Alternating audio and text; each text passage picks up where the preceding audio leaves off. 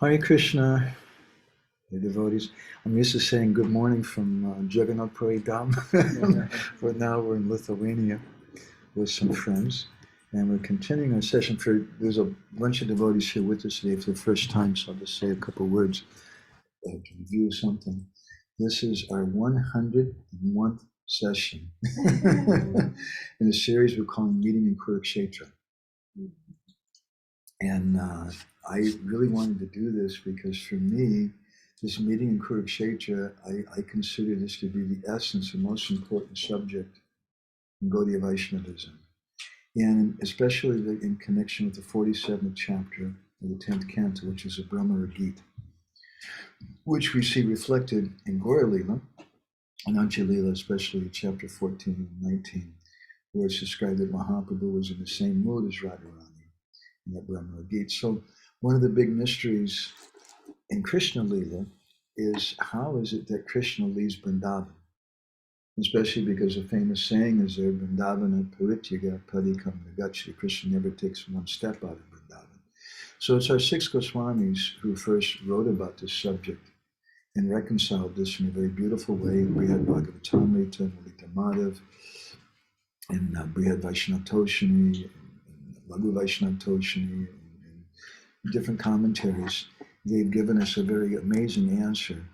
And we see there's a connection between these pastimes in Vrindavan, Krishna leaving Vrindavan, and much further than Dwarka, then Kurukshetra, and finally in Gaura Leela, in Jagannath Puri.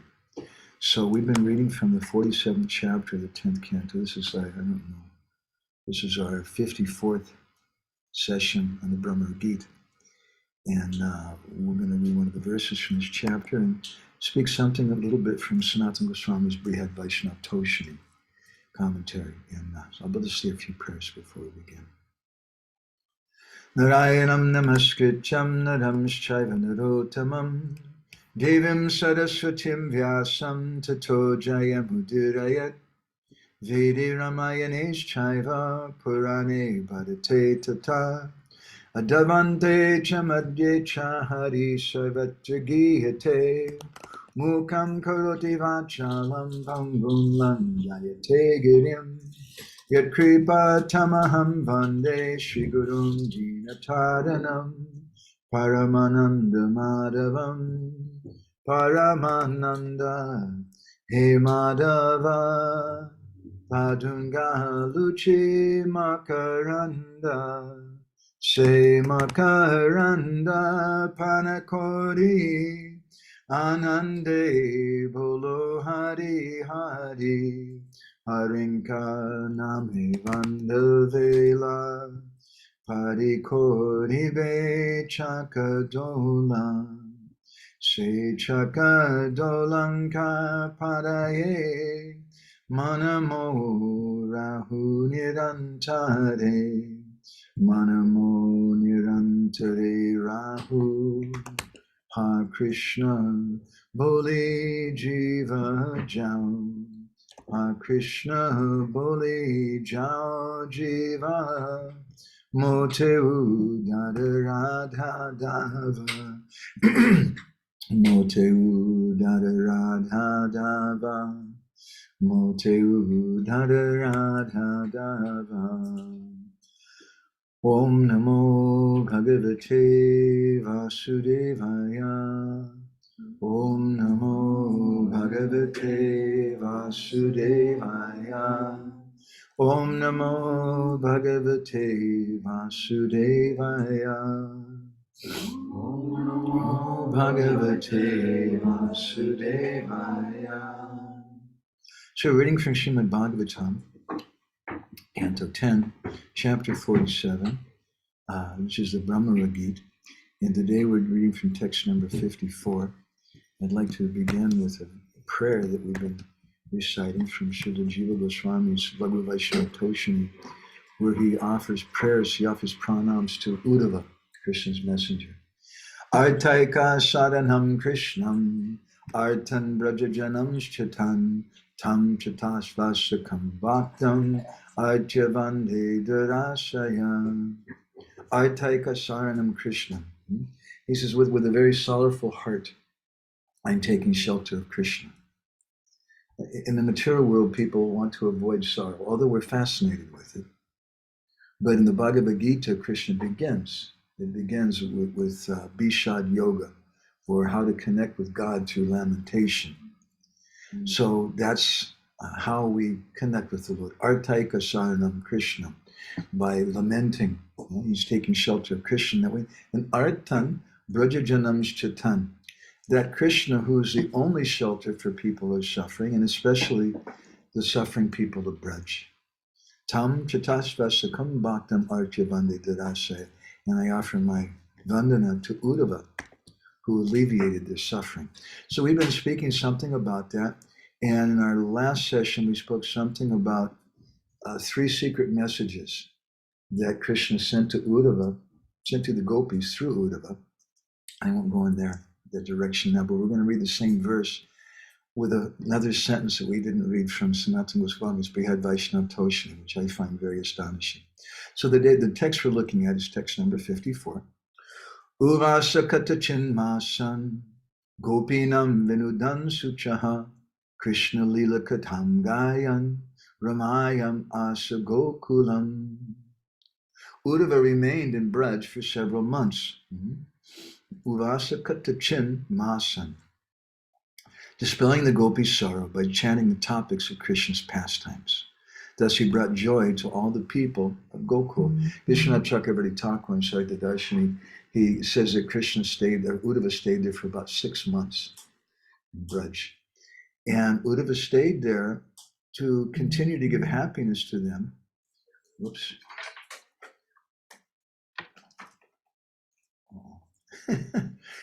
Now it can finally hear me, I think. Let me just check with the devotees from Zoom. Radha Jivan Gopal Prabhu, could you hear me up until now? Now you can probably hear me a lot better. Yeah, I could hear you loud and clear before as well. Just a second, I can't hear you. What about now? You can hear better now? Okay, I'm so very I can sorry. hear, we could hear before as well. It wasn't such an issue. Okay, it's just very low. All right, so Uddhava, Krishna Leela Katam Gayan Ramayam Asa Gokulam. He went to Braj and he gave great joy to the residents of Vrindavan by speaking Krishna Katha. Can I ask, what kind of Krishna Kathas spoke Uddhava to Gautam? Our acharyas say that Uddhava was speaking different messages to the gopis, very personal things. Because if he would have just told them, yeah, Krishna was in Dwarka and he killed the Kuvalayapida and he killed the washerman and this and that, they might not feel so happy. They'll think Krishna doesn't remember us, Krishna doesn't care about us. But Krishna's coming, he's personally given different messages. And those messages are very enigmatic. Vishwanath in Sarita Darshan, he says in one place that just as Krishna, when he called the gopis before the Ras Leela, the gopis came there and then Krishna began speaking to them about Dharma. And saying, this is not right, you're all supposed to be chaste ladies, you can't go to meet some boy in the middle of the night, this is not good, you have your husbands. And the gopis weren't very happy with that. Why did he speak like that?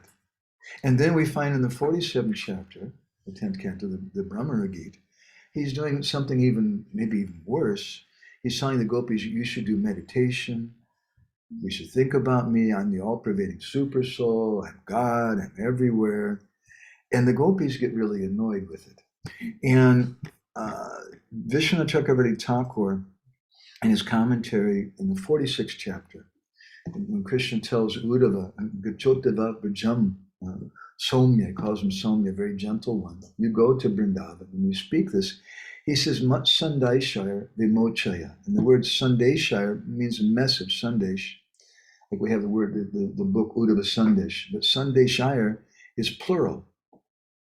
And Vishwanath brings this out in his commentary. In other words, that Krishna's telling Uddhava, you should tell them my message, and then they're going to hear it in one way, and then speak it again, and then speak it again, and again. And in their commentaries, they describe how each time the gopis are hearing Uddhava's words, initially they're very annoyed. This is what is Krishna trying to tell us?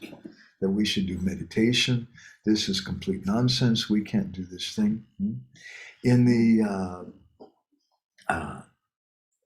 82nd chapter of the 10th canto, which is a meeting in Kurukshetra, which is what we're describing, although we're just leading up to it. There's a verse, which is the only verse spoken by the gopis when they met Krishna in Kurukshetra. They only spoke one verse. They didn't have much to say, huh? One commentator in the Bhagavatam describes that they spoke so many things. But Sukadeva Goswami, he was very one-pointed. He was very close with Srimati Radharani, and he couldn't tolerate to repeat what they said because their words were so painful. So he only gave one verse. Ahushchate nalina nava padada vindam Yogeshvarai Hridi Vichinchamagada Bodai Samsara Kupa Patitotaranavalam Geham Jusam Apimanashyudiyat Sudanaha. It's an interesting verse because it's like a prayer to Krishna's God. The gopis are saying, Ahushtate Nalina Naba Padada Vindam, oh my dear Supreme Personality of Godhead. The lotus comes from your navel, from which Lord Brahma is born. Your navel is just Padaravinda, is just like a lotus flower. Yogeshvarai Hridi Vichinchimagada Bodai. And you're meditated on by the greatest of yogis and mystics, and greatest philosophers of God of Bodai. Who are we? Sangsara Kupa Patitot Taranava. We're just housewives in the village. We're fallen in the dark well of household life. Geham Jusam Apimanat Yusidat. Geham Jusam Apimanas Yudiyat Sadanaha. So they're saying, how can we think of you? We want to be able to think of you. So Jiva Goswami has given like 3 or 4 meanings for this verse, and he speaks about it quite a bit in Priti Sandarbha also. It's a very important, beautiful verse. This verse was also recited by Chaitanya Mahaprabhu in front of Jagannath during the Rath Yatra in Puri. And it's very key to understanding this whole discussion. So this is Parokshavad. We spoke quite a bit about Parokshavad. Parokshavad Mishaya Parokshamanam Satpriyam. Krishna says in the 11th canto that this Parokshavad is spoken by the rishis, and I like it very much. Parokshavad means that you say one thing, but you mean another thing. We give an example sometimes, same example, I don't mind if you've heard me before, but it's your wedding anniversary, your 20th wedding anniversary, and she stays back and she cooks for 3 days because she really loves her husband. And then you come in the morning and you say, hey, some of the boys invited me to go swimming today. Do you mind if I just skip out for the day? And what does she say? Fine, go right ahead. Right? And he hears, because he's just a guy, he hears fine, go right ahead. It means it's all right. But what she's really saying is, you're a jerk. And if you do that, when you come home, I'm not going to be there. I'm going to go to see my father, right? That's Parokshavad. So the gopis are speaking in Parokshavad here. They're saying one thing, but they're meaning some other thing. Right? They're saying, in effect, to Krishna, oh, excuse us, now you've become the Supreme Personality of Godhead. You've gone to Dwarka and you become a big man and everybody worships you. And you sent that Uddhava fellow to us and told us that we should do meditation, but we can't meditate. Because to meditate, you have to be peaceful, and we're never peaceful because we can't stop thinking about you. So how can we do this yoga and meditation? And this way, the gopis are chastising Krishna, and they're expressing their intense feelings of separation. So Uddhava is speaking to the gopis, and each time he says something, they understand it in a deeper and in a deeper and deeper way. And there's many, many hidden meanings. So on one hand, he's speaking about yoga. And to go back to my comment about Vishwanath's commentary and how Krishna also told the gopis previously to go home, be good wives, follow Dharma. It's not good to come to a young boy in the middle of the night. Why was Krishna saying that? To cheat certain people who will be hearing this discussion, who are attached to Dharma and Vanashram and all that kind of thing. So they can say, yes, see, Krishna said that And this is what we should do. But hidden within those verses is a deeper meaning. And Krishna, he's saying sometimes you go home, but another meaning, is a double meaning, is don't leave. You should always stay here. And so similarly, in this chapter, in the 47th chapter, Krishna seems like he's giving a message about yoga and meditation, but it's a very, very deep meaning that actually Krishna is saying, I can't stop thinking about you. And we're always connected in this way. So in this 54th verse, we're looking at today, it said that Uddhava was staying there in Vrindavan for some time, and he was dispelling the sucha, or the unhappiness of the gopis, because he was speaking this Krishna Katha. And it said Krishna Leela Katam Gayan, he was singing, speaking this Krishna Leela, Ramayam, giving great happiness, Asa Gokulam, to the residents of Vrindavan, the residents of Gokul. And it doesn't say just to the gopis, or just to Nanda and Yashoda, but it addresses all of them. So in Brihad Vaishnava Toshani, Sanatana Goswami explains that he says Krishna stayed there for, Uddhava stayed there for 10 or 11 months. Sorry, I said 6 before. And he says that there were several purposes he had. The first was to dispel the sadness of the gopis, and that was Uddhava's main purpose for staying.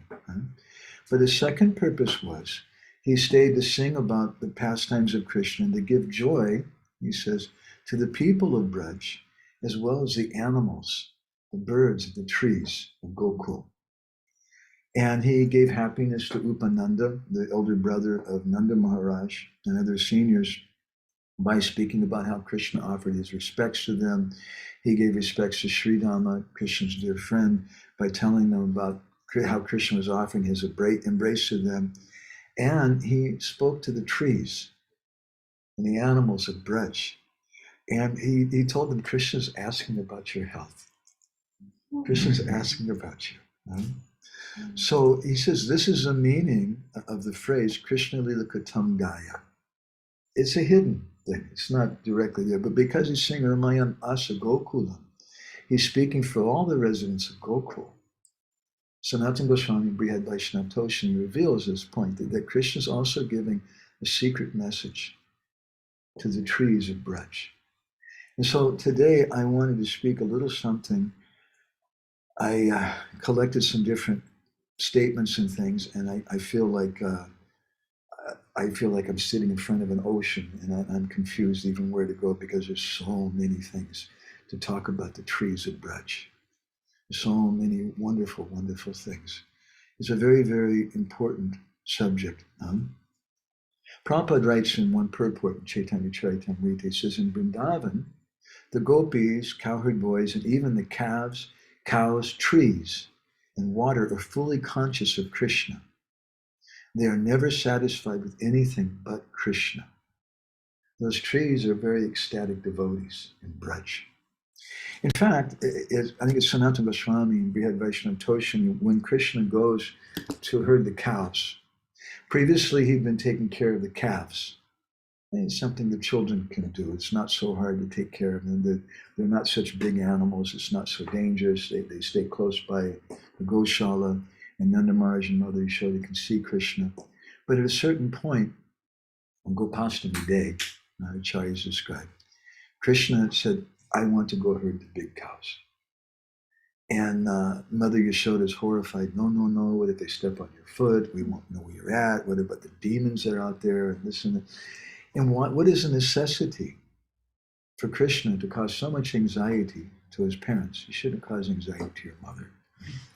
Always calling her and saying, I lost my ticket. I don't know what to do. I missed my plane. It's not just, we shouldn't cause anxiety to them. So why is Krishna doing this? And Sanatana Goswami gives a very beautiful explanation. He says, because Krishna knows the heart of all the trees and the plants and the animals of Braj, and how all of them have been hankering to see him and to have his darshan. But he's just been staying near to the house. So by being able to take care of the cows, and he can go to Bandiravan and Kamyavan, so many different places, and he can visit all the trees, and all the animals of Braj, and give all of them so much happiness.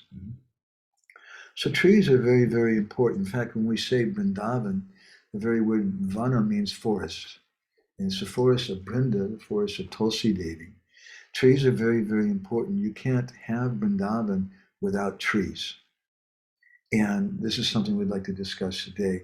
What is the importance of the trees? There's a beautiful poem that I remember hearing as a young boy by a mundane poet named Joyce Kilmer. She lived in the 1800s.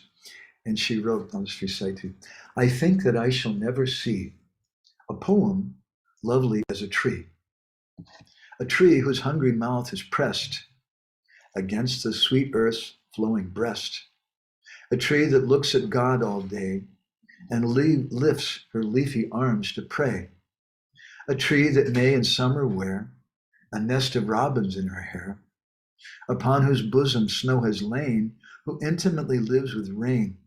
Poems are made by fools like me, but only God can make a tree. It's a nice poem. Huh? Nice. And it's a very nice point. We can offer so many prayers to Krishna, and we can feel ourselves, yes, I said such nice prayers, I recited so nicely, I sang so nicely. Huh.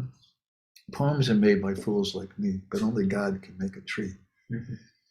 So those trees of Vrindavan are so very, very important, and they take part in so many different pastimes of Krishna. Srila Raghunath Das Goswami in Braj Leela Stava, he's given prayers to the trees at Vrindavan, as has Prabodhananda Saraswati in his Vrindavan Mahimamrita. And I'll read to you a few of these verses. They're very, very beautiful. Just to think about how important the trees of Braj are, that these great exalted Vaishnavas are offering prayers to those trees.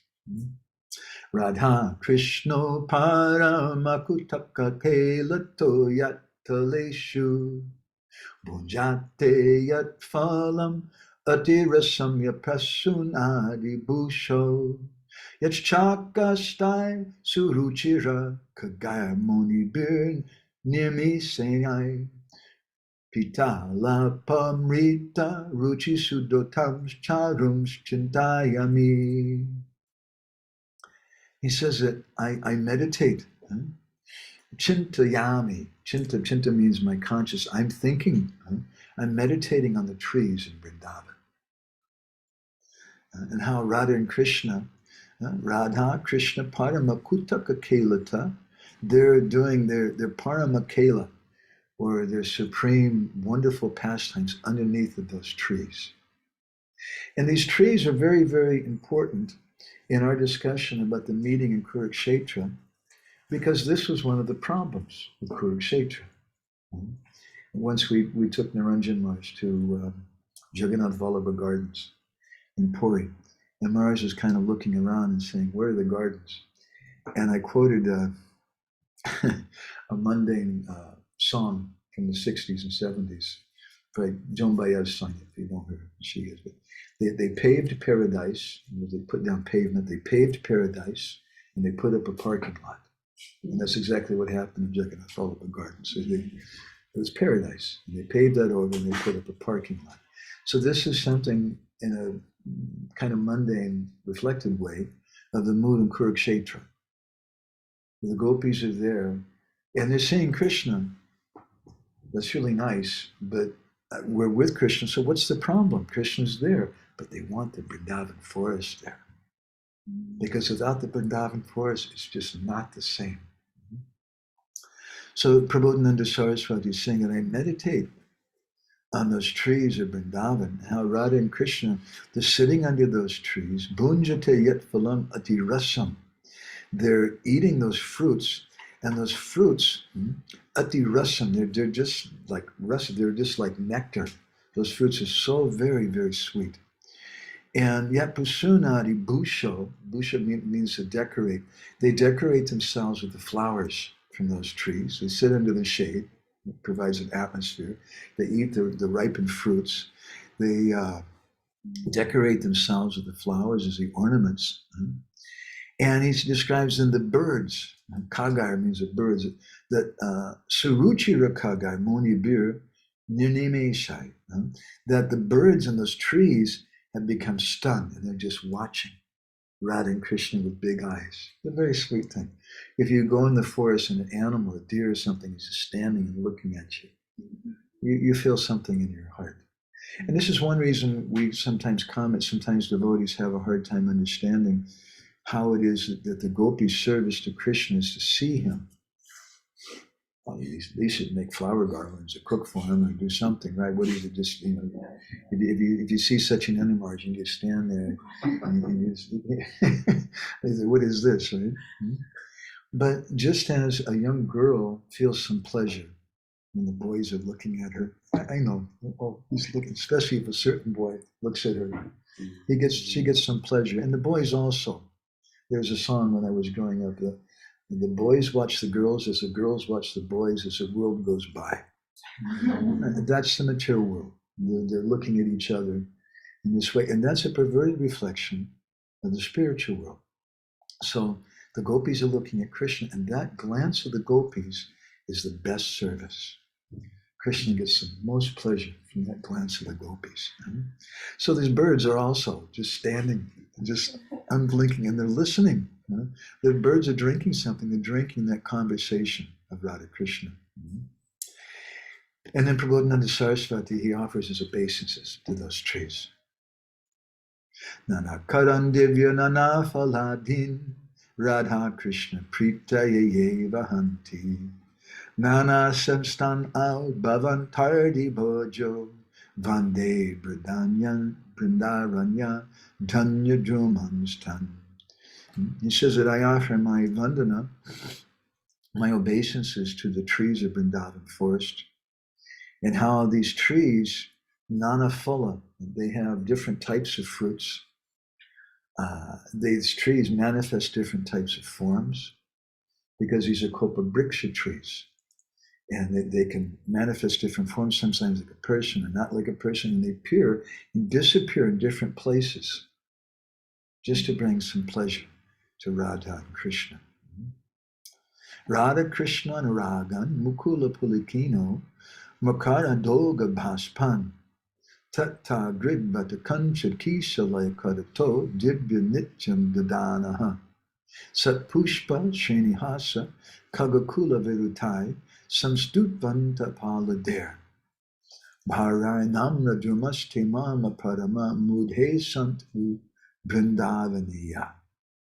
And he says that may the trees of Vrindavan, who are Radha and Krishna's loving devotees, and whose hairs stand on end in the form of their new buds, their little sprouts that are coming. Their hairs are standing on end with great ecstasy, and they're crying, and their tears are coming down in the form of honey. And those trees, they dance in great ecstasy in the wind, and their branches move, and they smile and laugh, those trees. They're smiling and laughing as the beautiful flowers in the trees. And they recite prayers. Out of the trees recite the prayers by the birds that are residing in them. Cuckoo, cuckoo, cuckoo. And those are the prayers that the trees are offering to Radha and Krishna. And they offer their obeisances. They bow down. They have so much weight of fruits and flowers. And he says that these trees, may they always bring me transcendental bliss. And some of those trees, Prabodhananda Saraswati says, are very tall, some are very short, some are strong, some are delicate, some they grant very nice shade, some of them don't grant any shade, some of them have a hollow space inside the tree. Sometimes Krishna, he goes and he hides inside of those trees. We've seen trees at Govardhan is one tree we always visit when we go to Govardhan. It made a chair out of itself. Just there, and it's just a perfect little chair for a small boy. It's just the tree's coming up, and there's this little like chair right there. Krishna has a seat. And our acharyas in Gopal Champu, Jiva Goswami describes one beautiful banyan tree, which I won't go in that direction today, but just to mention the tree, and how this tree was a place of the boys playing. And it was right on the bank of the Jamuna, and the tree was so big, its branches went on the other side of the Jamuna. So they would use it as a bridge. They'd run across the tree, and sometimes they'd swing on the vines and jump into the water. And other times they would sit on the branches of the tree like a sofa, Sometimes they would take rest up there on hot days and things. And that tree was just such a wonderful place in Vrindavan, the boys' playful pastimes. So Prabodhananda Saraswati describes how there's so many different trees in Vrindavan. And this is something we speak about quite often, but I like very much. We say that Vancha Kalpatarubhishcha, that the Vaishnavas are like wish-fulfilling trees. What does it mean? There's plural, Vancha Kalpatarubhishcha. It's a plural statement that there's so many different Kalpabriksha trees because there's so many different trees in Vrindavan. And different trees in Vrindavan provide different fruits, different flowers, and some of them are tall, some of them are short. Some of them give lots of shade, some of them not so much shade. And this is the beautiful variegatedness of Vrindavan. Sometimes we see, when we go around Govardhan, some people planted trees. I don't feel so much happiness because they planted all the trees in exact rows, this exact lines, and it's kind of mechanical and unnatural. There's I can't recall his name. There's a book I read not so long back by one botanist from Germany, who provided all kinds of scientific evidence. Fascinating topic. Is another topic. I like trees. Speaking about showing evidence how trees speak to each other and giving proof. I'll give you just one example. I think it's a kosh tree. There's some trees in Africa. It's not a kosh. I can't remember the name of them. They're very tall trees, and the giraffes like to come and eat the leaves. And the leaves are not acidic, but as soon as the giraffes start eating them, then there's some chemical change right away, and there's a fragrance that the tree gives, and all the other trees who are downwind of it, immediately they start becoming acidic, and the giraffes, they don't like to eat that at that point. So in other words, they're giving, hey guys, they're here to eat us, so you've got to do something. They warn each other, they speak to each other in a slow kind of way. They're trees, they're not, they don't speak very fast, but they're slow. But the trees of Vrindavan are so very, very important. And you can't separate Krishna's pastimes from the trees at Braj. In the Lita Madhav, there's a very sweet description. I should say something about Lalita Madhav because most of you probably are not familiar with it. It's a very difficult book to understand. In the fourth act, Rupa Goswami describes how Krishna leaves Vrindavan and Srimati Radharani commits suicide. She goes and drowns herself in the Jamuna in separation from Krishna. And you're thinking, this is supposed to be a nice book. Radharani's commit, and of course Radharani doesn't die. It's just part of the drama because Radharani has an eternal spiritual body. But it's part of the drama. Radharani commits suicide, and all the gopis are kidnapped by different kings. And Krishna is gone, and he hears about this, that all the gopis are gone, and then he gets a letter from the daughter of Maharaj Bhishmaka. And actually the daughter of Maharaj Bhishmaka was a gopi whose name was Chandravali. That Chandravali, after Krishna left Vrindavan, Rukmi came, the son of Maharaj Bhishmaka, and he kidnapped Chandravali, and he took her back to their kingdom, and she became known as Rukmini. Very difficult thing to understand. We're not going to go into that right now. It will take us a lot of time, but it's a very beautiful, amazing book, and has a lot of very, very important points for Gaudiya Vaishnavas. Highly recommended you read. Anyway, in the fifth act, there's a description about Rukmini Chandravali when she's supposed to go marry Sishupal, and she really didn't like the idea. The guy is a jerk. She doesn't want to marry him at all. So she's supposed to go and worship goddess Durga. And they had a fire yagya, which was described like a lake of fires, huge thing, and so many, like thousands of Brahmins are offering ghee into it. And she decided that she was going to jump into the fire and commit suicide because she thought Krishna wasn't coming for her. Krishna did come, of course. But just before Krishna came, she thought Krishna's not going to come, so better I kill myself. And so the last words that she spoke just before she went to jump in the fire. Halo Madhavi so Bundavan biya sambudo me baula pado te e palani jo. He's speaking in Braj Bas language, different Sanskrit. And she's speaking to her girlfriend who's there.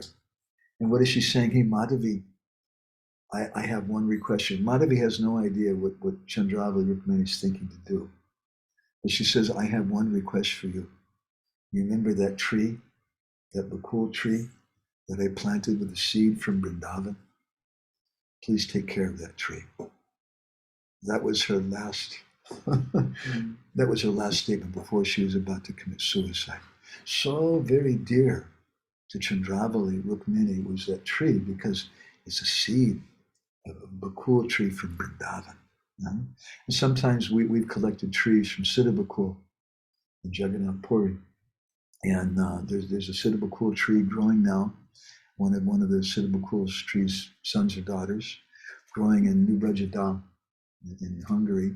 I've heard there's a few growing in Australia and different places. It gives us some happiness. The last cyclone that was there, half of that tree left its body. But now that they've planted, Srinivas Maharaj and Mahanta has planted many seeds from those trees around there. So this was her concern, that I have this tree which means so much to me, and what's going to happen to this tree after I leave.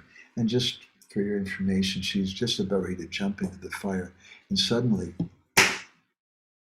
a hand comes and grabs her by the arm, and she becomes really nice. She says, Madhavi, let go of me. And she grabs the hand, and it's not a girl's hand, and it's a man's hand. She turns and she sees Krishna, and she faints in ecstasy. And you know how the story continues after that. So many places in Gautamiya Tantra, there's a discussion. Krishna was explaining to Narad Muni. Narad was asking him something about the nature of Vrindavan. And Narad Muni, he asked Krishna, he says, Kimidam Pradasa Bhikyam Vrindaranyam Visampate Shrotam Ichchami Bhagavanya Di Yogosmi Me Vaga. That I have this icha, this desire. Please, I'd like to know about the 12 forests of Vrindavan. He says, Yadi Yoga Smi Me Vaga. If I'm qualified, please tell me. But this is Narad Muni speaking. He's not a small person. He's the guru of the demigods. And he's telling Krishna that I don't know if I'm qualified to hear about the trees of Vrindavan. It's such a wonderful, very, very high topic. And Krishna answers, Idam Vrindavanam Ramyam. That this Vrindavan, this is a very, very sweet place. Mama Dhamma Eva Kevam. This is my only abode. This is the only place where I live, in that forest of Vrindavan. And there, Ataye Pasava Pakshi Briksha Kita Naramaraha. What is that Vrindavan forest? Krishna describes. There you will find, there's cows, possibly there's different animals, there's birds, there's insects, they're all there. And all of them, Naramara, they're all free from death because they're all conscious of Krishna. And he says that only those people who are under my mercy, they come to my abode upon dying. And Krishna says, Sarva Deva Mayas Chaham Natvajami Vanum Kuchit Avirbhavas Tiro Bhavo Bhavin Metra Yuge Yuge Teja Mayamidam Ramyam Adrishyam Charma Chakshushan. He says that myself, I'm Sarva Deva Mayas, I'm the embodiment of all the different demigods. Chaham Natvajami Vanam. I never leave that forest. I'm always there in the forest of Vrindavan. Avirbhavas Tiro Bhavan. I appear and I disappear. Yuge, yuge, millennium after millennium. I said, but this forest, adrishyam charma chakshisha, this forest is invisible to the material eye. We can't see. We go to Vrindavan today, you go to Jagannath Puri, and oh my God, it smells bad. It's very, very nasty. Once Srila Bhaktisiddhanta, I heard, was going for a morning walk with some devotees in Mayapur. And as they were walking, there was a dead dog or something in the ditch, and it smelled really bad. And some of the devotees were kind of covering their face as they went along. And Srila Bhaktisiddhanta stopped. And he said, you don't see Chaitanya Mahaprabhu and Nityananda dancing? You don't, all you experience is a bad smell. That's all that you see in this dham, is a bad smell. So Jiva Goswami quotes these verses that I just read from Gautamiya Tantra in his Krishna Sandarbha. And he comments on them that these trees, they belong to the eternal abode of Krishna, and they have amazing forms, and they're seen even today by great devotees. And there's different descriptions. I don't know, we don't have so much more time even now. Maybe I'm going to just jump ahead a little bit. We'll hear something about how these trees are present in Jagannath Puri, because this is Krishna's Vrindavan. In the Skanda Purana, there's a discussion with Kartikeya. And Kartikeya is describing about the importance of the forest of Vrindavan, and in particular Tulsi Devi. And Kartikeya says, Gavam hitaya tulasi gopinam ratihetave Vrindavan etam vapita sevita vishnuna swayam gokulasya cha bridhyartam kamsasya nidanaya cha. He says that how is it that Tulsi came to Vrindavan? He says that Vishnu planted Tulsi because Vishnu is trying to serve Krishna's pastimes. Vishnu is Krishna's expansion. And he's planted Tulsi there for the benefit of the cows. Gavam hitaya, tulasi gopinam ratihetave, for the anurag of the gopis, to increase the gopis' ecstasy. And for the Gokulasya Shabridhartyam, for the prosperity of Gokul. And I don't understand this one, but it says Kamsasya Nidanayacha, in order to kill Kamsa. Tulsi is also planted there. Perhaps it may refer to, there's some other Puranas, it's a long discussion, but Tulsi Devi is sometimes considered to be married to a demon. And that Lord Vishnu, he offers prayers to her, and then that demon is killed. We'll just say that much, a very simple thing. So in Kuruksetra, now we're hearing something about the trees of Vrindavan and how very important they are. And there's a long discussion in the 10th canto of the gopis in separation, offering prayers to the trees and discussing it. And there's this one, even their what is it? Lord Shiva's plant. His name's not coming to my mind. That what? Arka, yeah. How the gopis are offering prayers to the Arka plant. The Arka is a poisonous bush. And you don't offer the flowers to Krishna. So why in the world are the gopis speaking to the Arka plant? And Vishwanath Chakravarti Thakur explains they must have been close to Gopishwar Mahadev temple at that time. Because that Arka plant is also there in Vrindavan, doing that service. And the gopis are offering so many different prayers. So in Kuruksetra, Krishnadas Kaviraj Goswami has described the mood of the gopis when they meet with Krishna in Kurukshetra and what they say to Krishna.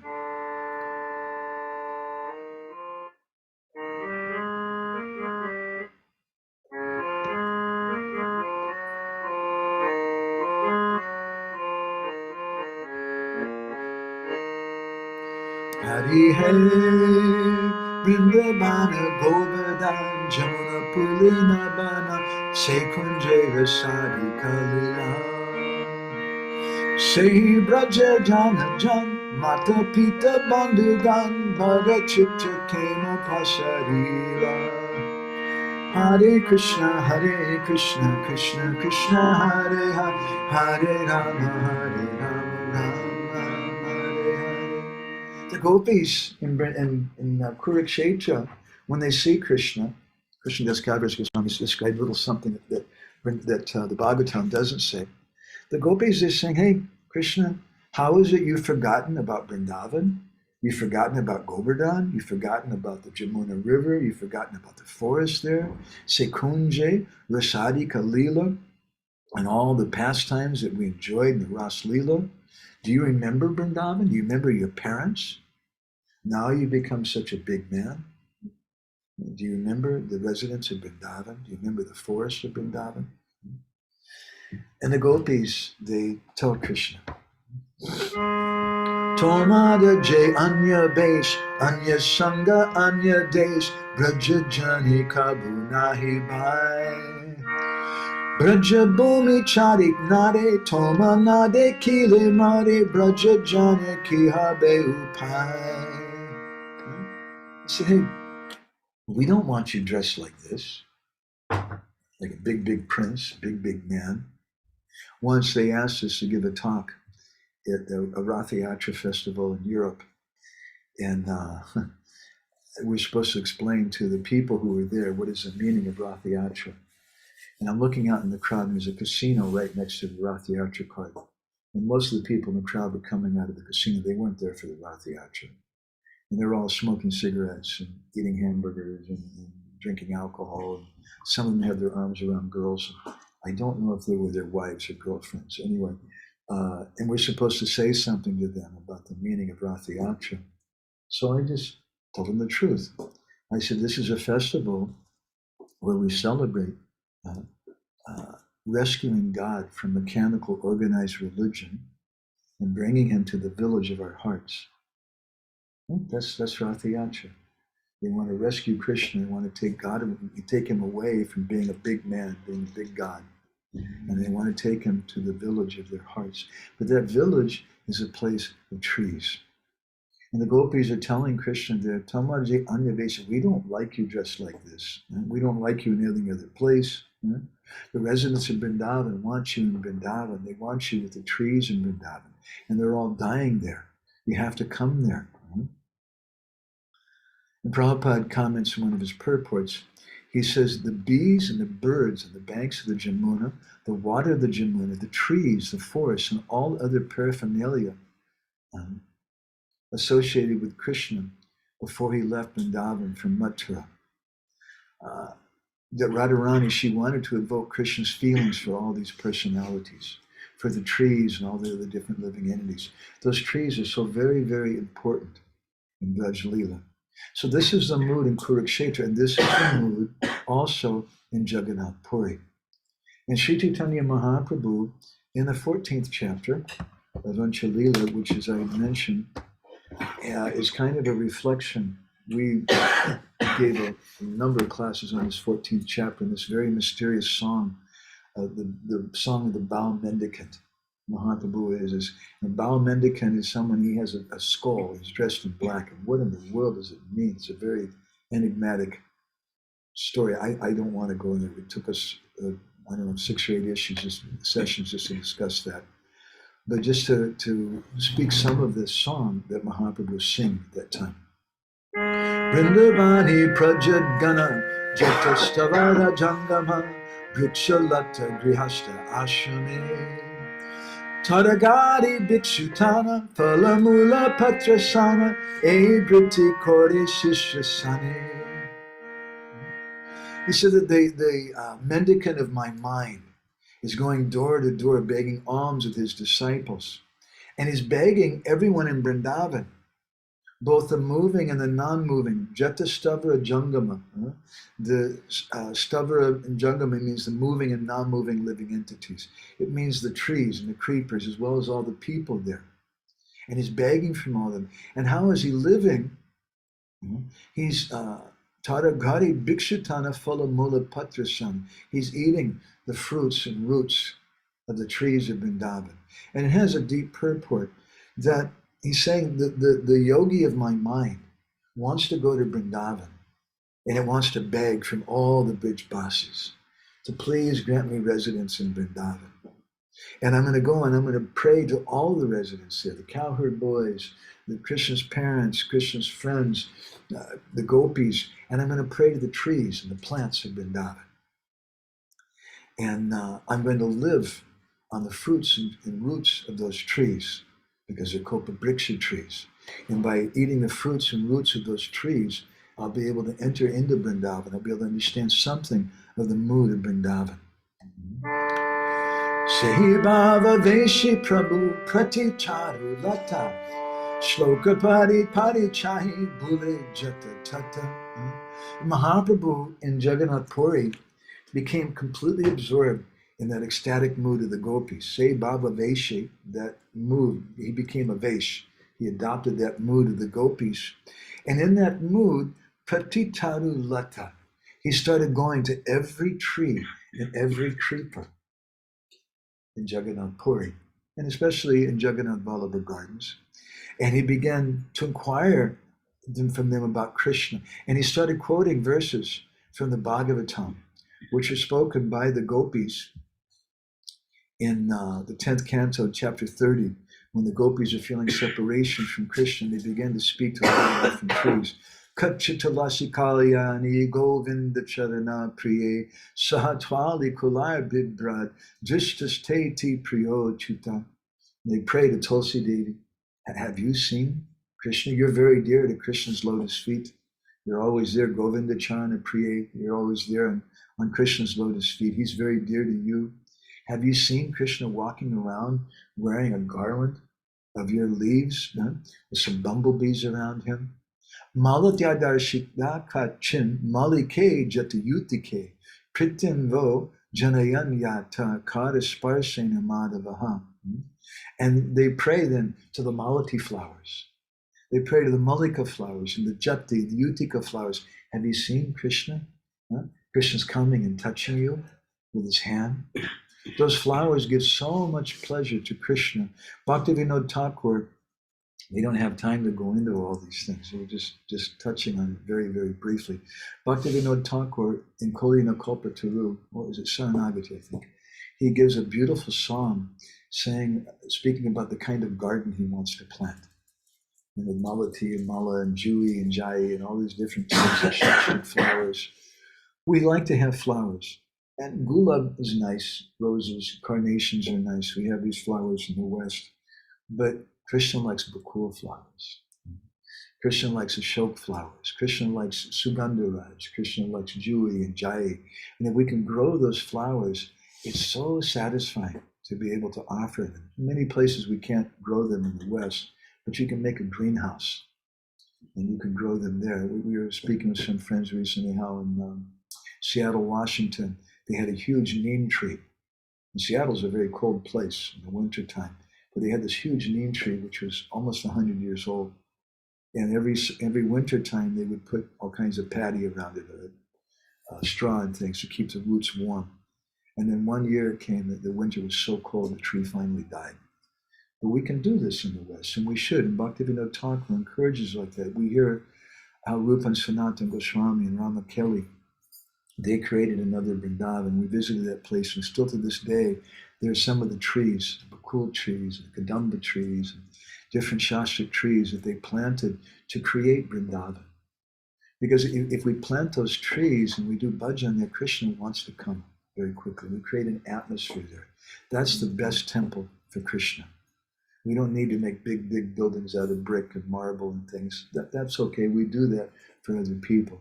But Srila Prabhupada, when he began this movement, he started under a tree, very appropriately.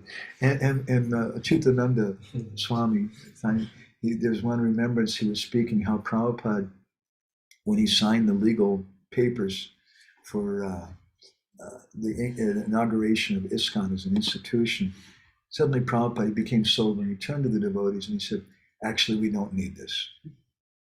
He said, we could stay under a tree. He said, but who will come? But we need to have some institution, some organization. So really, our movement is really about trees. It starts with trees in Vrindavan. And because there's no trees in Kurukshetra, that creates another kind of atmosphere. We don't want, even though they're with Krishna, but we don't want you here. We want you in Vrindavan because those trees are so very important. And in Jagannath Vallabha Gardens, there's a garden there, which is a garden of Vrindavan, which Rupa Goswami describes in Lalita Madhava. And that place, Krishna, Chaitanya Mahaprabhu saw Krishna in that garden. And Bhaktivinoda Thakur in Jaiva Dharma, he also speaks about the devotees, how sometimes they're going through that forest and they see Krishna there. They see the Vrindavan forest. One devotee in Vijay Kumar is going through and suddenly he sees Vrindavan down there. So we want to create that kind of atmosphere And it's a very, very sweet, intimate atmosphere. People will be attracted by that. It's nice that we want to distribute books, we want to speak philosophy, but ultimately we want to create a village of Vrindavan. And we'll speak more about that in our seminar in the next few days here. So I'm going to stop there. I don't know, I think Anapayani Radha, she's listening. So there's some different comments here. Anapayani's given a few comments. Thank you, Anapayani. I was hoping you might join. We're here with Vaikuntha Prabhu and others. So they have this Sri Rupa Save Krishna Kunj, Sri Rupa Save Seva Kunj at Govardhan, which Bhaktivedanta Maharaj is creating, and it's an extraordinary project. I'm just going to say a few words about the project because it's also very much in line with our discussion today. I've never seen any project like it in ISKCON, hands down. Not just because of how many trees they planted or they're doing some nice gardening or something like that. That's not the only reason. But they began by looking at the land and seeing about the vastu of the land. They began by thinking about water and where does the lay of the land, where is the deepest place, where's the water going to run to? And the first thing they did is they began to dig some places to collect water. And then they brought huge truckloads of gobar. This is in a desert by Govardhan. It's all desert there. They brought huge truckloads of gobar. And then they planted special types of grass, which makes the soil very loose and more fertile. And then little by little, now Anapayani is commenting, they just planted 60 fruit trees just today. And so many, and it's not showing up all my comments here. It's really bad. I don't know why it does this on Facebook. I'm sorry, Anapayani. She needs some nice comments. They wanted, their idea is to make some kunjas and show what Braj is really like. And they're planting all the traditional trees of Braj. And they're making different kunjas for different places for each of the 6 Goswamis. And it's a place where you can go and do bhajan, sit amongst the trees and the flowers. And they're also growing some Western things like kale and broccoli and some of that too for the devotees, for the Lord. Very, very wonderful. Anapayani Radha, she likes this comment we made. Our movement started with the trees of Vrindavan. And Helena comments, she said, Prabhupada began his movement under a non-Indian tree. That's a nice comment also. Sometimes devotees, they say, well, these Bideshi cows, they're not good. Only Deshi cows are good. And sometimes I've heard devotees say the same thing about ladies. If you're going to get married, don't marry some girl from Europe or America. You should only marry an Indian girl. They're only really pure blood. Something. But that's a bit absurd. And we appreciate cows, we appreciate devotees, male or female, wherever they're from. We don't just see their bodies, and we see that sometimes, even in Braj, we have personalities like Kamsa and Putana taking birth in Braj. Are they Brijbasis? They're not Brijbasis. Srila Prabhupada didn't take birth in Vrindavan, but Prabhupada was a Brijbasi. Chaitanya Mahaprabhu didn't take birth in Vrindavan. In this life, of course, Navadvipa is not different from Vrindavan, but externally he didn't. But he's a Brijbasi. And so many of our Goswamis, I don't think any of them took birth in Vrindavan, but they're Brijbasis, or the ideal Brijbasis. So what does it really mean to live in Vrindavan? What does it mean? And similarly, the cows. We grew up with it, drinking the milk of so many Bideshi cows, foreign cows. They're our mothers. And they've helped us so much, and we should appreciate them. So Helena's comment that Prabhupada began his movement under a non-Indian tree. We can appreciate that. Let me see, I've got some other. Anyway, it's nice to see Vana Biharani here, and Champakalata, and Anapayani, and Ratnamala, and Leela Purushottam Prabhu. Remember the devotees here. Pushkaraksha Prabhu, nice to see you. Hare Krishna Natalia. Bhagavat Purana Prabhu, Hare Krishna. And so many different devotees, thank you. So if anybody has any reflections or comments, we have a few devotees online too, on Zoom. It looks like there's a few comments here. Leela Purushottam Prabhu I was appreciating the poem that we read. Can I read that poem again? Is that legal? Is that okay? I really like that poem. It's a mundane poem, but it's a nice poem. Let me find it here. It says, it can be mundane if the final line is so tasty. reading the whole poem, you're kind of thinking, yeah, this is kind of mundane. But then you get one that has a really great purport. I think that I shall never see a poem lovely as a tree whose hungry mouth is pressed against the sweet earth's flowing breast, a tree that looks at God all day and lifts her leafy arms to pray, a tree that may in summer wear a nest of robins in her hair, upon whose bosom snow is lain, who intimately lives with rain. Poems are made by fools like me, but only God can make a tree. So thank you, Krishna. And Leela Purushottam was commenting also the secret language of trees. And Krishna speaks all different languages. He also knows the language of the trees and how to make them so pleased. He's asking a question, do we have any other pramana, maybe from Puranas or elsewhere in Vedic literature, that Tulsi plant is Brinda, Gopi, and Braj? I mean, there's a 7th shloka of Vrindavan Ashtakam from Vishwanath Chakravarti Thakur, but for years I've been looking for Shastra confirmation of that statement there. Look in Skanda Purana. If you write me later on it, maybe I can, I'm pretty sure Skanda Purana there's some description like that. I could maybe connect you with that. Leela Purushottam was also commenting, like in Brahma Vivarta Purana, the Gopi that comes is Tulsi to marry Shankachuta, right? Is named the Raj Gopi, which makes it even more confusing. Yeah, Brahma Vivarta Purana and some of those Puranas, they present Radha Krishna Leela in a way which is a little confusing, like Radharani coming and killing all the demons. And we don't like to hear about Radharani killing demons. We want to hear about Radharani killing a demon of separation from Krishna and by smiling at him and casting a glance at him. That's the only demon we'd like to hear Radharani killing. But those Puranas are meant for people who are in different modes of nature. And the Brahma Vivarta Purana in particular is, I believe, a tamasic, maybe Rajasic. It's not a separate Purana. It's either Rajasic or tamasic. I think it's Rajasic. It's meant for people in the mode of passion, and they have a certain vision. And so for them, this encourages them, yes, Radha Krishna, the Supreme Personality of Godhead. But as devotees, we start reading through that, we become confused. Another example is there, if you read in the, we had a book we printed, that was printed some years ago, the Ekadasi Mahatmya. And if you read that Ekadasi Mahatmya, it sounds really good. It's Yudhishthira, who's a great devotee. Yudhishthira, excuse me? Yudhishthira speaking to Krishna. Krishna speaking to Yudhishthira about the glories of the Ekadasis. And like, wow, this is really good. I'm going to learn all about the Ekadasis. But you read about it and it says all these strange things.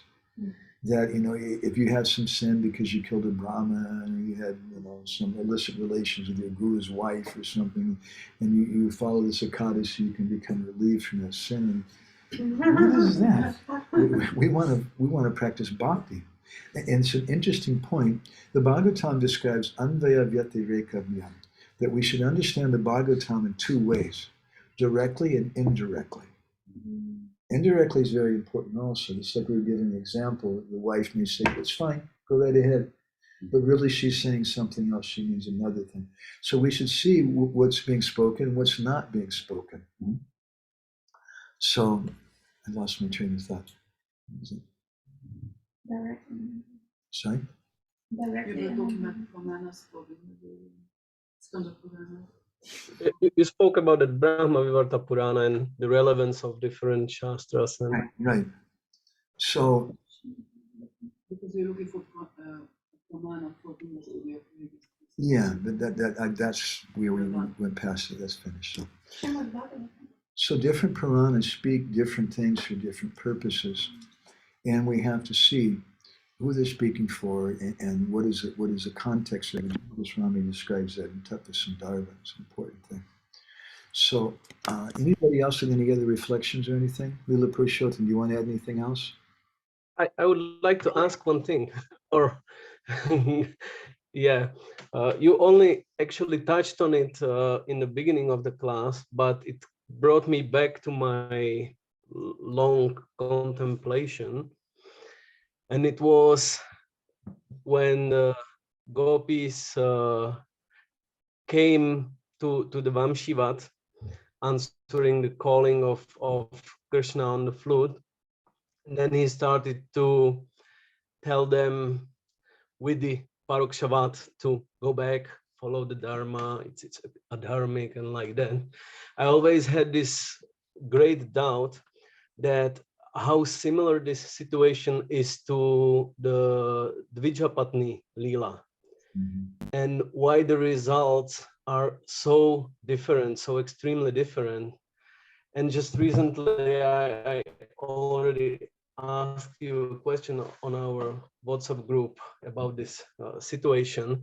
But in this 29 and 9, in this long purport, there is for me a little clue after years of my contemplation on this point, where Vishwanath Chakravarti Thakur says that other gopis, however, because of not getting the good fortune of associating with Radha and other Nitya Siddha gopis, had not achieved the stage of prema, and so their contamination was not completely burned away.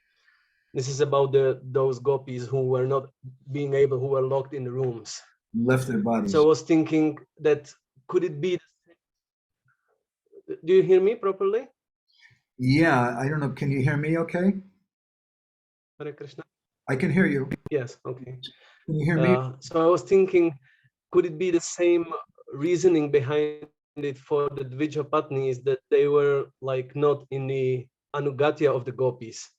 They like heard about Krishna and they were somehow attracted to him, but they were not really following the gopis. That they didn't have that proper adhikar to associate with Krishna in that way. Would it be a proper line of thinking? Would it be a proper? Yeah, broadly. I just say a few more specific things about that. Can you hear me okay? I thought I had. Yes, although it says that your connection is low. Okay, let me just plug my mic back in. I just realized I'm not sure with this. It's not a very great mic. I've been speaking the whole time without it plugged in. So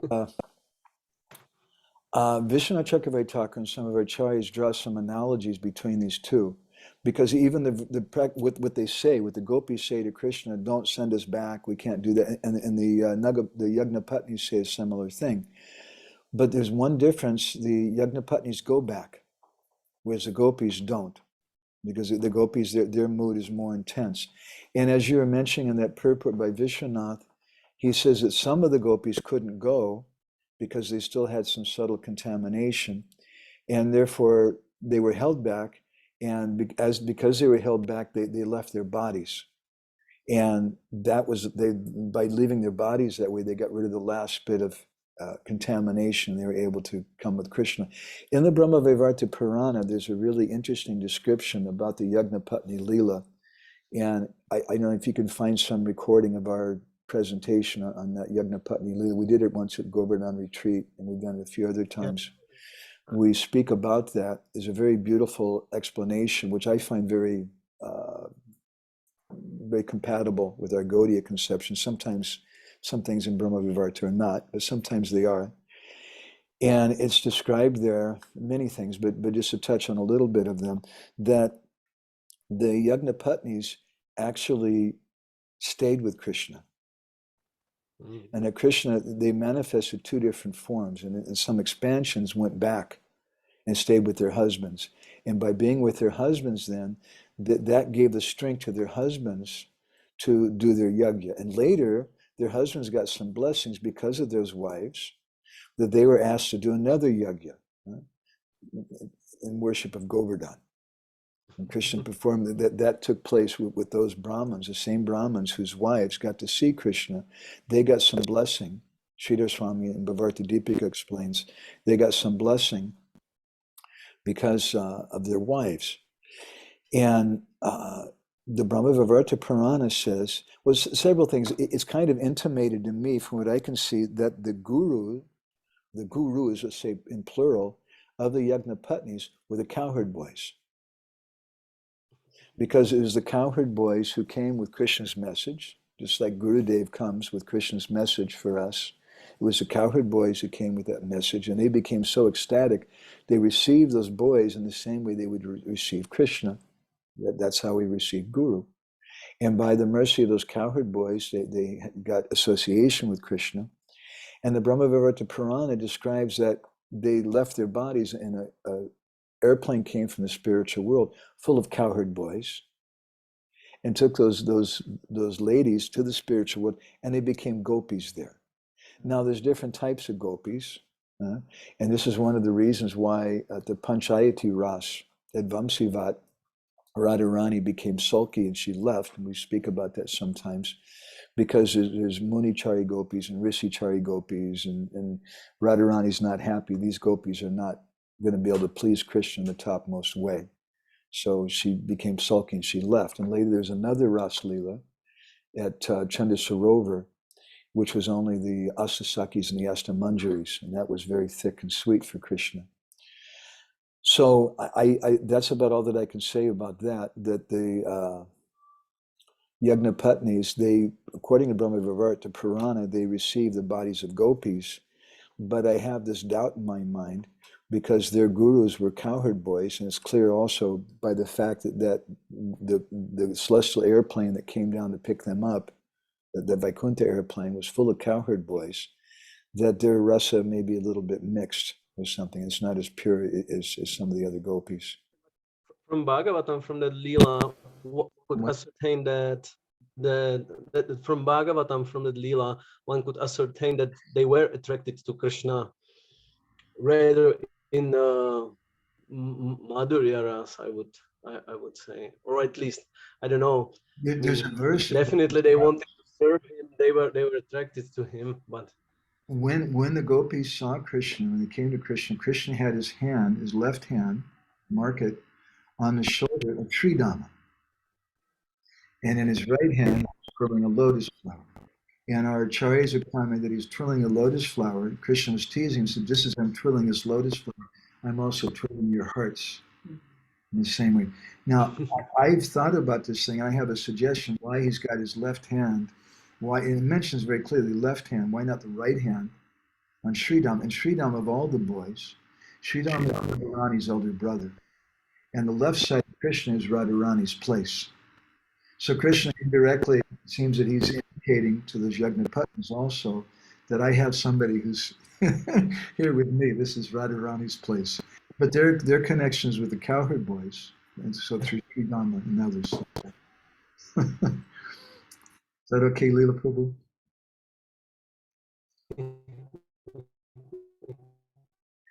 Krishna. I'm going to. That's yeah, perfect. Thank you. Thank you, Krishna. We look forward to seeing you in a few days or a few weeks, I think it will be. Let's see. Anybody else online here? Anapayani Radha says, my humble and loving pranams to you and the devotees of New Gokul Dham.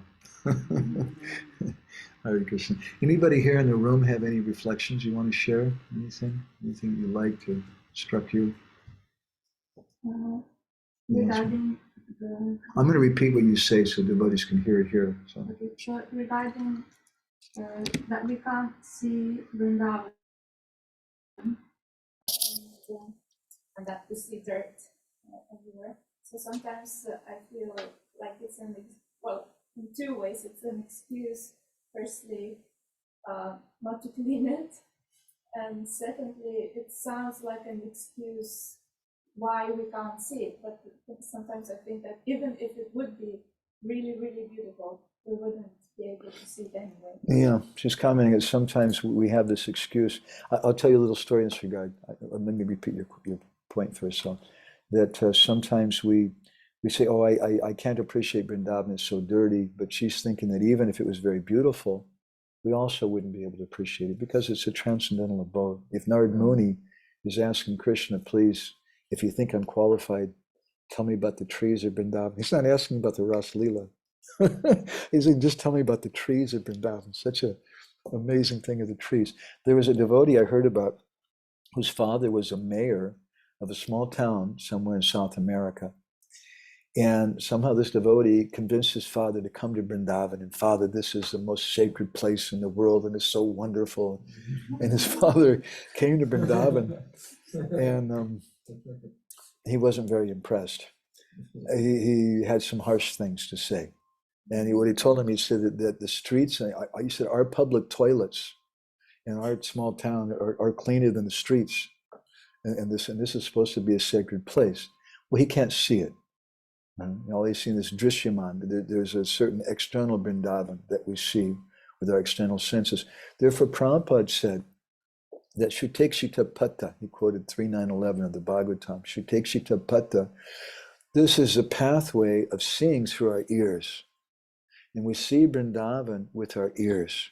It's more important that we see it by hearing. Because otherwise we just walk out there and we just think, oh my God, this is... And it's a difficult thing because we place so much stress on our vision, on our sight. This is our everything. We trust our eyes so much. But we have to see that our eyes, we can't trust them. And the only thing that we can trust is Shastra and the words of Sadhu Guru. Is that okay? Do you have something else? Just also it's an excuse not to clean it sometimes. Sorry? It may be used as an excuse not to actually make it beautiful. Because, well, we cannot see it, and we just accept it as it is. But we should probably. Yeah, Like, so that's a nice comment. Some people may say, she's saying that we may use it as an excuse, then it's eternal, Vrindavan is there, so there's no reason to make it beautiful. We may say the same thing about the temple. As Krishna, there's no reason for us to clean it. It's eternally clean and we can do all... we're cleaning it not because Krishna is so impressed that he needs it clean. Krishna's living in Vrindavan. But we're cleaning it as a service. It's a benefit for us. And by creating Vrindavan, by planting trees, and Bhaktivinoda Thakur in Chaitanya Sikshamrita gives a long section about the importance of planting trees, and especially of creating Vrindavan. And we hear how Rupa and Sanatana Goswami did that in Ramakeli, thank you. And Srila Prabhupada wanted to do that in New Vrindavan. In many places, Vaishnavas have created a Vrindavan by planting so many trees. So that's Udipana. That's something which reminds us of Vrindavan. And Krishna appears there more quickly, more readily. We can find Krishna more readily there. And therefore, Bhaktivinoda in Jaiva Dharma too, he presents those kunjas as the best place for doing bhajan. Not in the temples which are crowded with so many people. There's a story of Gorkishore Babaji that many times people were coming to him all the time and asking him questions and things. He's a sadhu. And they're having some discussions. And one day Gorkishore tells everybody, there's a whole group of them there, he says, tomorrow there's Rath Yatra in Navadvip. And somebody said, oh, Babaji Maharaj, should we go? Yes, you should go. Jagannath's going to be there and you should go for Rath Yatra. He said, yes. And so they all, the next day, none of them showed up. Gorkishore Babaji didn't go. And one devotee also didn't go. He came to be with Gorkishore Babaji. And Gorkishore started laughing. And he said, all those external people who just show up for the party, who want to see the pretty girls, who want to have nice food, have a nice time, they went to the Rath Yatra. But only people who are interested in sadhu sangha, they stayed behind. So that's also there in our line. Now that may be a very high thing for some of us, and honestly, sometimes maybe we just kind of need the party in a social way for Krishna consciousness. Honestly, maybe that's where we're at. That's not a condemnation, but at least we should put it in our shelf of our mind that we should know that there's also another place where we should have some kunj. We should go and have a... I always thought it would be so nice to have some places in New Gokul, in the forest, with very secret places. And you can get together with a small group of devotees and you can speak some katha like this and hopefully not get eaten alive by mosquitoes. And what's that? In the future. Yeah, it's important. We need to create places like that. Otherwise, we're not really going to be fully satisfied. If our expression of Krishna consciousness is always, I'm giving, but we're not relishing, we're not experiencing Krishna consciousness. We need a place for contemplation, and forests are the best for that, natural. And there's so many things I could say, but the Japanese, they have a whole system of medicine for treating illnesses, different illnesses of the body, just by going for forest walks. And they've done studies.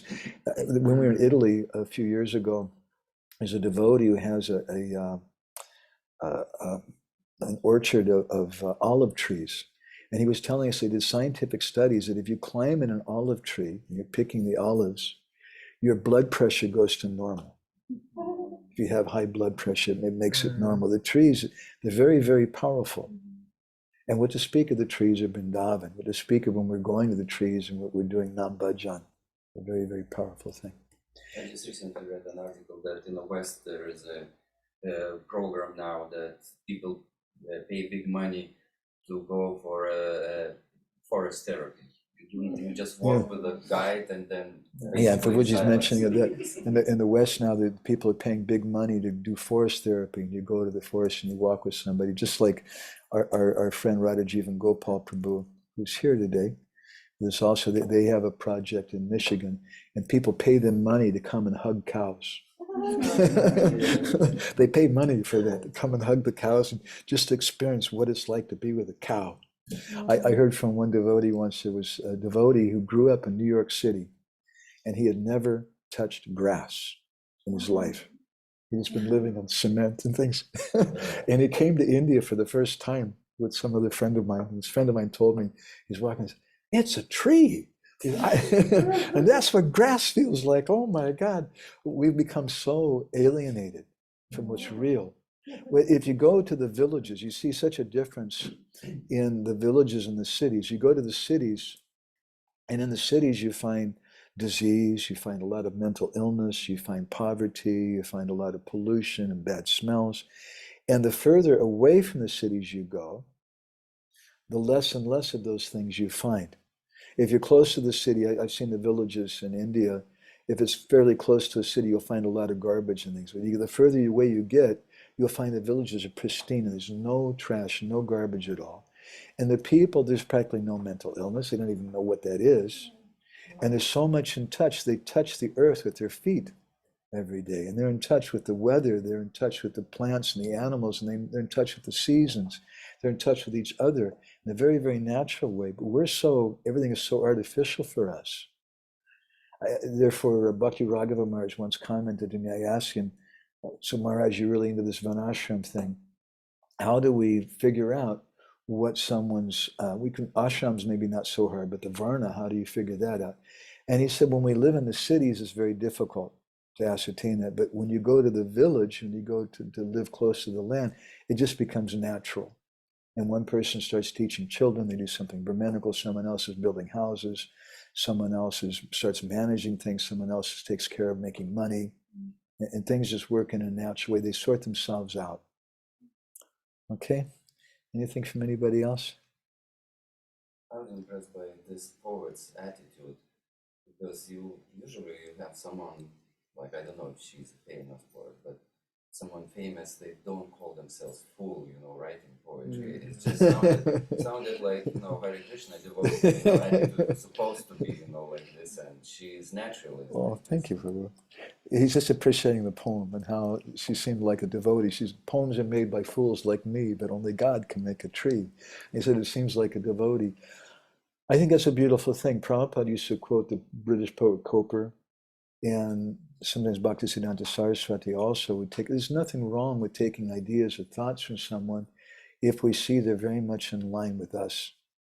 We like quoting Francis of Assisi. Sometimes Prabhupada said that he's practically a devotee. Very, very beautiful.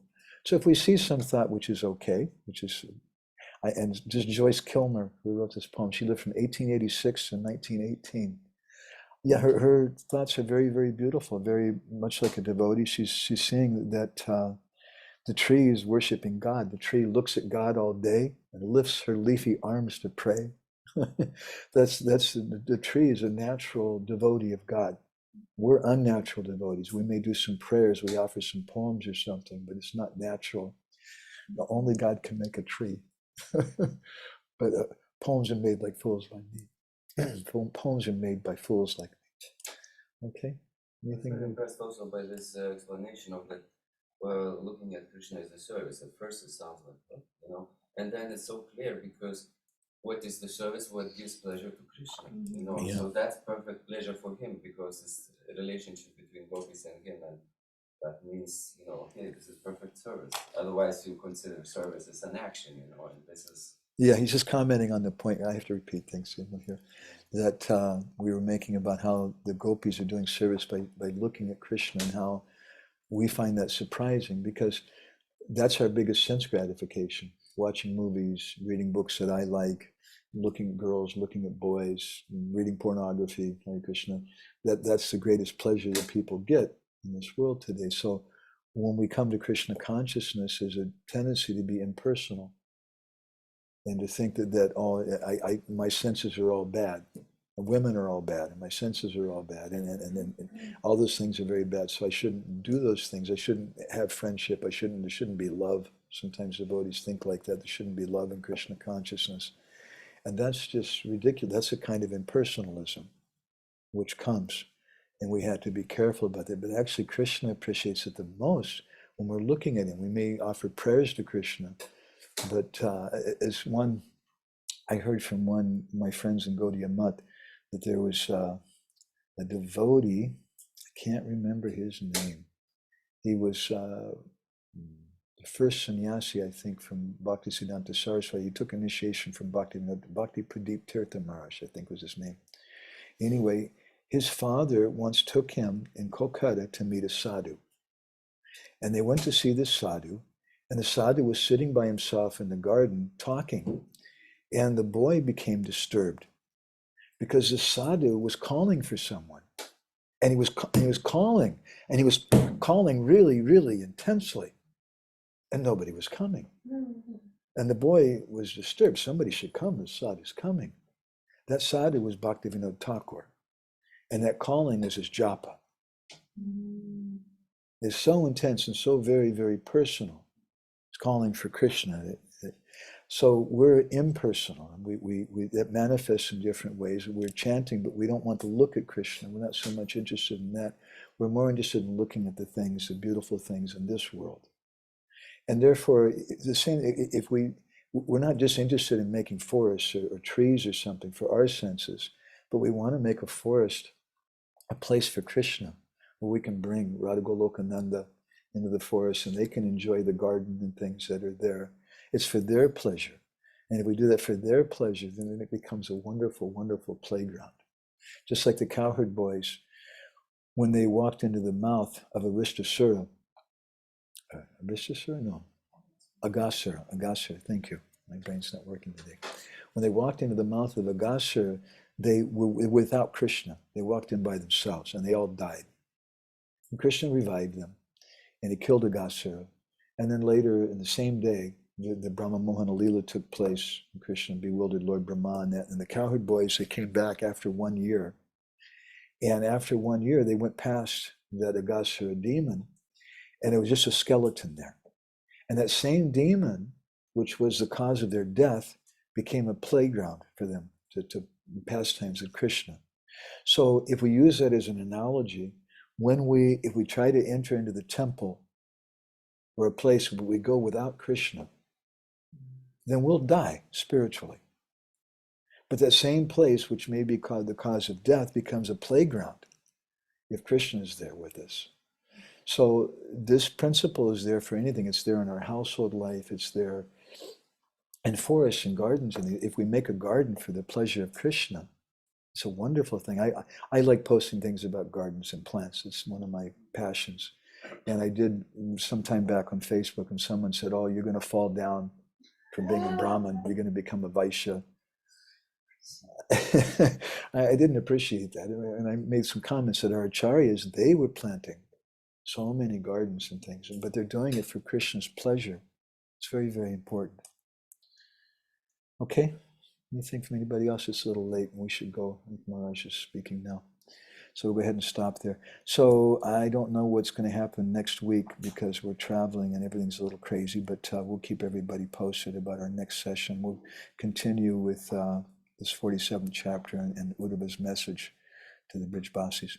Grantaraj Srimad Bhagavatam ki, Srila Prabhupada ki, Samaveda Bhaktabinda ki, Gopremanandi Hari Hari Bo, Vanchakopadarubhischa, Kripa Sindhu Bheva Cha Patitanam Pavanebhyo, Vaishnavebhyo Namo Namaha, Nandakori Vaishnavendra ki Jai.